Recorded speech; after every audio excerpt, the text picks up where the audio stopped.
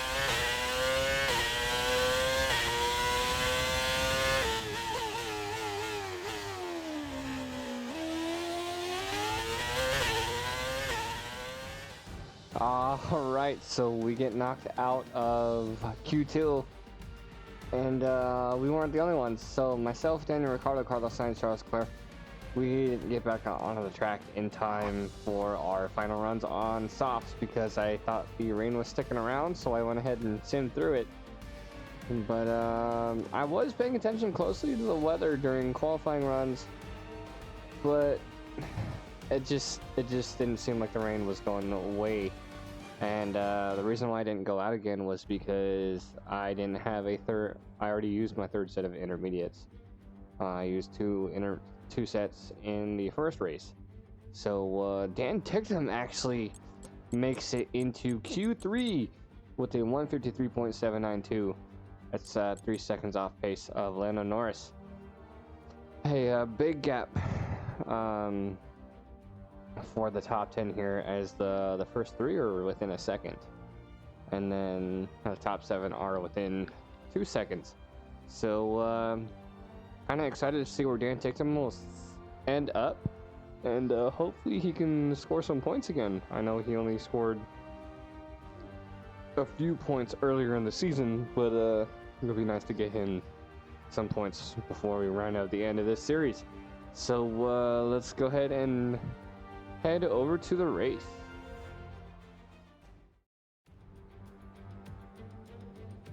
We're in Belgium once again for today's round of the Formula One World Championship. It's a race that the great Ayrton Senna won 6 times, and in 2019, Charles Leclerc became the first driver to take their maiden win here since Michael Schumacher back in 1992. Spa-Francorchamps today, a circuit that spans 4.35 miles. There are tons of elevation changes along the way too. 19 corners making up this circuit, with 9 of those to the right and the remaining 10 to the left. This track's a great one for fans of pure speed, and the average lap speed comes close to a whopping 145 miles per hour. It's time to take a look at our starting grid for today's race. World champion Max Verstappen starts from pole position, just ahead of George Russell, who starts this event from P2.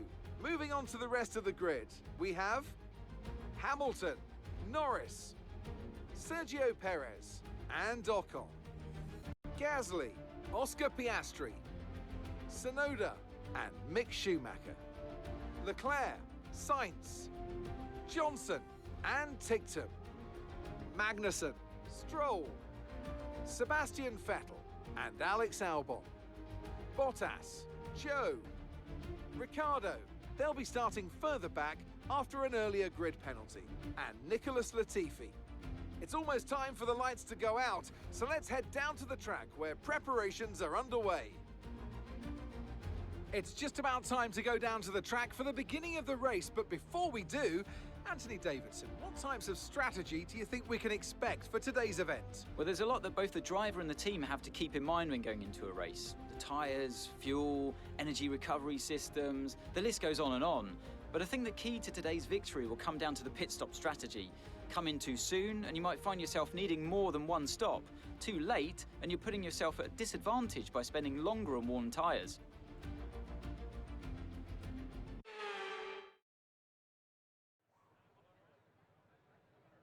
All right, so we get bumped up a few positions, and our teammate of Daniel Ticktum will be starting right next to us, I believe in the same row. So, mediums to hards. That sounds like an okay strategy. We probably will get a yellow flag, so we're going to drop it down and get this race going.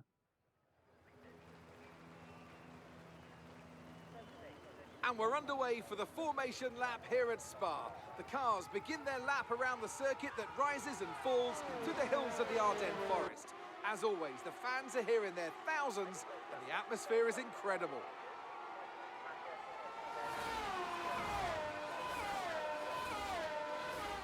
As the cars make their way back to the starting grid to form up and get ready for lights out, let's hope the race ahead today is a thrilling one that will go down as a memorable Grand Prix in the history books.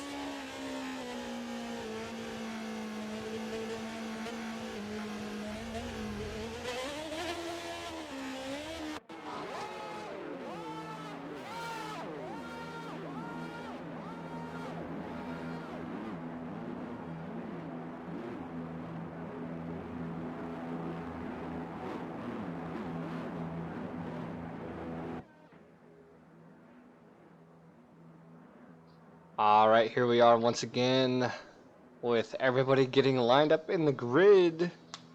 We're swapping over to our actual view here off the start. Starting P13 next to Carlos Sainz, and we're off to an okay start. Carlos Sainz moving a little bit towards on the inside to us, but we knew better than to take a risk on this first turn, especially with how narrow the turn is, being a hairpin, and this long straight up the hill. So gaining a few positions here as we're ahead of Charles Leclerc and behind Oscar Piastri in the Audi Sport, and holding this line actually pretty decently, but Charles Leclerc is still there right behind us. And rounding out the top 10 pretty good as we see the position change there. I didn't quite catch who it was here on the replay, as we have Charles Leclerc kind of bumper to bumper with us here, trying to make a move on the inside, but we still hold him off here, taking the outside, trying to gain position against Piastri. And we do hold that momentum and take that line back from him, going a little bit too far, almost into the wall there, as Leclerc tries to make a move on Piastri as well. You can see them behind us as we're coming back down the hill. We had a lot better run down this hill than I thought we did. And then Charles Leclerc holding that inside line, taking a double position takeover, or double position change for him. So he's bumping up into P9. And I had a bad out on that corner, so Oscar Piastri is fighting for position with me right now, as the two Haases of Schumacher and Magnussen are behind Piastri just by a few tenths of a second. And we kind of widen out here in Sector 3 as we round out the end of the first lap, and we're back in P10. So only a few position changes here as we come narrowly slamming into the back of Charles Leclerc's tires there, as we're still trying to get our racing line as accurate as possible with these other racers. And on these mediums, as we didn't go through our practice, we went through the quick practice, if you guys remember me saying that earlier.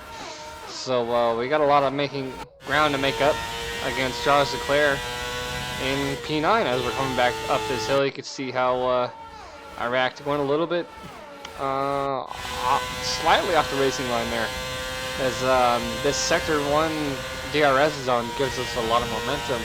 But we do finally catch up to Leclerc the end of lap 3, making a dive bomb on the inside, holding that inside line, kind of pushing him out. He gets the inside line on the next turn to start out the next lap of lap 4.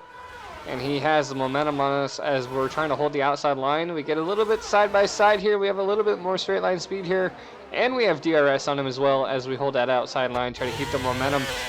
But he has a better grip out of the turn. We go a little bit wide here, trying not to come in contact with Leclerc, but we do have that line and hold it on the uphill section here, as Leclerc has DRS on us now, as Pierre Gasly is just out of reach. Moving on to lap 6, we're actually on board with Daniel Ticktum here, as he's coming up on Daniel Ricciardo and Magnussen, who are fighting for a position. And I don't know what happened because the little flag was behind us, but the Haas of Kevin Magnussen slammed into the back of Carlos Sainz. Ticktum getting slammed into behind him. Here's going to be a different perspective here as Sebastian Vettel slams and breaks his back wing, and you can see Lance Stroll and Valtteri Bottas coming through as well. Swapping over our perspective to the BMW of, I believe, Ocon, behind the Aston Martin, and then onto another view here of the Haas of Magnussen behind the Ferrari, with Daniel Ricciardo close behind. He basically just locked up, not enough time, as he slams into the back of the Ferrari and breaks his front tire. You can see Daniel Ticktum there being slammed, and then a lot more carnage there on lap 6. This is going to be the perspective of, I believe, Valtteri Bottas here fighting the BMW and slamming into the back of the Haas as Daniel Ticktum and the other Aston Martin Ghost. So going into the pits here, a lot of people coming in early for their pits, as early pit stops, the first pit stops were going to be like, what, lap 9, lap 8, lap 9? And we're on lap 7 here, so we weren't really worried about position changes here that much on the other safety car, but we do end up coming out behind the AlfaTauri of, I believe, Gasly, as we got to catch up to the safety car queue here, which they were right up the hill. So behind Pierre Gasly and in front of Joe Granu to start out the green flag here on lap 10. And Oscar Piastri has yet to pit, so he's up there in P2. And Dan Tickham's still up there in P9, where we were originally. So a lot of people that are up in the top 10, like Daniel Ricciardo, Carlos Sainz, Dan Tickham, they have elected to not pit here on this yellow flag. Try to get that time distance between everyone else for their pit stops to try to get a good, decent position here as we try to fight for a position, or try to fight and get up close to Pierre Gasly here pretty much to try to get position. So following the racing line as best as we can, trying to stay in his toe as he's fighting to get in front of Latifi there in P15 as we're starting our downhill part coming into Sector 2 here. And we did a lot better here in Sector 2 on this track compared to last season on that downhill section, as we do make a move on the inside of Pierre Gasly. Barely any contact there on Nicholas Latifi here as people start going into their pits one lap later after the safety car goes back in. So Daniel Ricciardo, Dan Ticktum, all those people going back into the pits because they chose not to go under the safety car. So we do gain that position against Pierre Gasly, and now we got to catch up to Latifi here in the BMW in P12.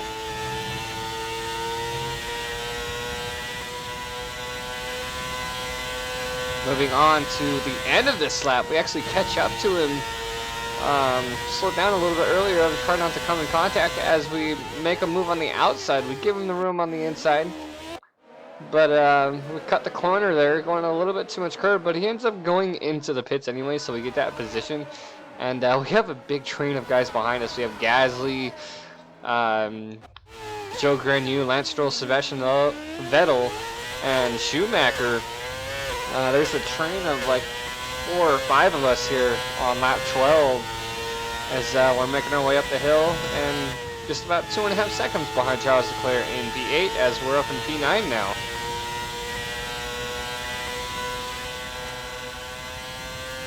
Moving on to literally the next sector on board with Daniel Ricciardo. He actually gets an engine failure. They didn't really say why, they just said that he had an engine issue, and then shortly after we get a yellow flag in that sector. Luckily, he didn't pull another safety car. So, yeah, that was on behind us as we were coming into Sector 3. But shortly after, we're trying to gain as much time as we can behind Esteban Ocon. You can see that we're just under a second here on lap 14. And trying to go all out, trying to get as quick as possible as we can on Sector 3. We actually made up a bit of time in Sector 3 compared to Sector 2. But Sector 2 still holding the majority of that time. But you can see that we're slowing down here in Sector 3. And mechanic basically tells us that we need to retire the car. I looked at the map and it didn't tell me why. So that's going to round out the end of our race with a mechanical failure. Mysterious mechanical failure at that. I even checked afterwards and it didn't show any of my engine components that went out. So let's get to the podium.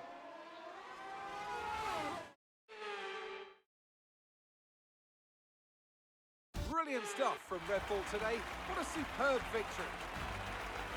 Talk to me, Ants. What was it that set them apart from the competition today? Well, I honestly feel it was down to the driver and car today. I mean, we can talk driver skill all day, but if you don't have a solid team to back that, you're never going to get anywhere. When you hit that sweet spot of having both an excellent driver and an incredible car, that's when you see results like those we witnessed today.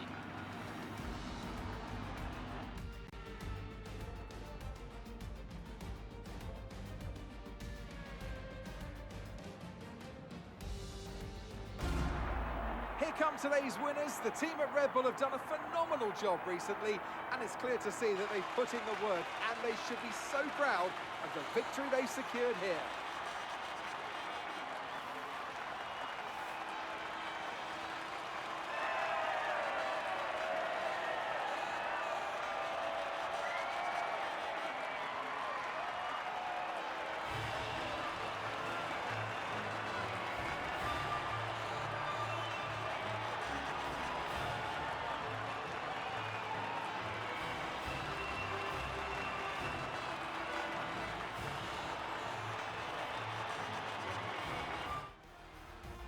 Let's see how the drivers' standings have changed. Max Verstappen's excellent result today sees him take over as the new leader of the Drivers' Championship. Well, after an incredible day of racing, who was your driver of the day, Ant? Charles Leclerc showed exactly how to manage yourself out on the track today. He was almost flawless out there. Incredible stuff. Let's move on to the constructors. And pulling further ahead in the standings, it's Red Bull. There was also a strong showing from the Mercedes team today as they make their way up the standings. Well, what an end to another fantastic weekend of racing. Thanks to everyone who joined us, and we'll see you for the next one. All right, so our race was cut short on, I believe, lap 14. And when I saw the pop-up, it didn't look like the engine was the issue. Let's see. Track limits.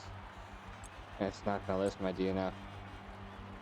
But yeah, the incident with Tictum, Magnussen, and Bottas was very unfortunate. So we're gonna definitely have to go back and see what part of the engine failed, and I will let you guys know in the next episode. Dan Tictum out of P14.